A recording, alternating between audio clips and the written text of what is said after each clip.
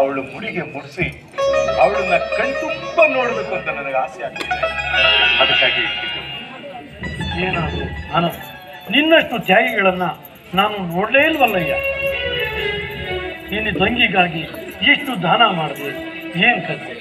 ನಿನ್ನ ಭಾವ ಅಷ್ಟು ಯೋಚನಲ್ಲ.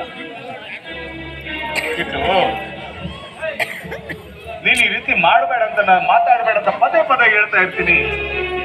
ಅವನು ಯಾರು? ನನ್ನ ಭಾವ. ಅವನ ನನ್ನ ಮುಂದೆ ಈ ರೀತಿ ನೀನು ಮಾತಾಡಿದ್ರೆ ನನಗೆ ಸರಿ ಹೋಗಲ್ಲ. ಏಕೆ? ತಪ್ಪೇನು? ಇರೋ ವಿಚಾರ ಹೇಳ್ದಪ್ಪ.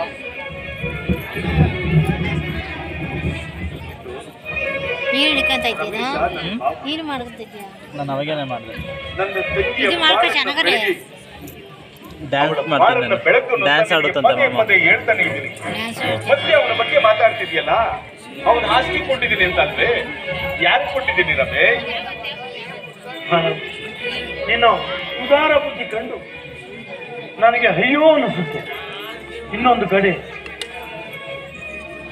ಅಷ್ಟು ಅಭಿಮಾನ ಇಟ್ಕೊಂಡಿದ್ರು ಆ ನಿಮ್ಮ ಭಾವ ಅಷ್ಟೊಂದು ಅಯೋಗ್ಯ.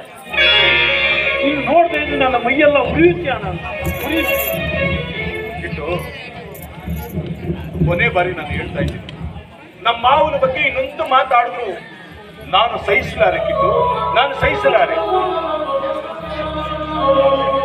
ಆನಂದ, ನಾನು ಕೊನೆ ಬಾರಿ ಹೇಳ್ತಾ ಇದ್ದೀನಿ, ನೀನು ನಿನ್ನ ದಾರಿ ಬೇರೆ ಮಾಡ್ಕೊಳ್ದ ಹೋದ್ರೆ ನಿನ್ನ ಬೀದಿ ಬಿಕಾರಿ ಮಾಡ್ತಾನೆ, ರಂಗಯ್ಯನ ಬೀದಿ ಪಾಲು ಮಾಡ್ತಾನೆ, ನಿನ್ನ ತಂಗಿನ ಅನಾಥಳನ್ನಾಗಿ ಮಾಡ್ತಾನೆ. ಆನಂದ್, ನಿಮ್ಮನ್ನೆಲ್ಲ ಬೀದಿ ನಾಯಿ ಮಾಡ್ತಾನೆ.